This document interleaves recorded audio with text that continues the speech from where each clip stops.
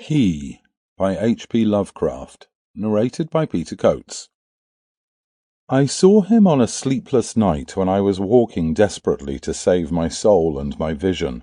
My coming to New York had been a mistake, for whereas I had looked for poignant wonder and inspiration in the teeming labyrinths of ancient streets that twist endlessly from forgotten courts and squares and waterfronts to courts and squares and waterfronts equally forgotten, and in the cyclopean modern towers and pinnacles that rise blackly Babylonian under waning moons, I had found instead only a sense of horror and oppression, which threatened to master, paralyze, and annihilate me.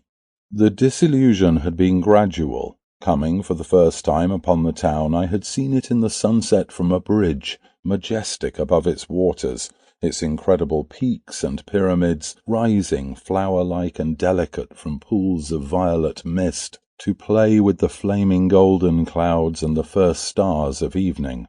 Then it had lighted upon window by window above the shimmering tides where lanterns nodded and glided and deep horns bayed weird harmonies, and itself became a starry firmament of dream redolent of fairy music, and one with the marvels of Carcassonne and Samarkand and El Dorado and all glorious and half-fabulous cities.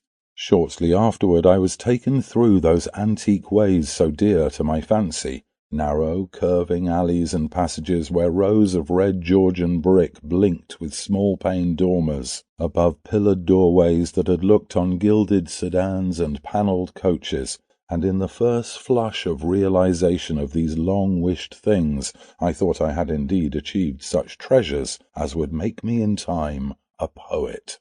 But success and happiness were not to be. Garish daylight showed only squalor and alienage, and the noxious elephantiasis of climbing, spreading stone, where the moon had hinted of loveliness and elder magic.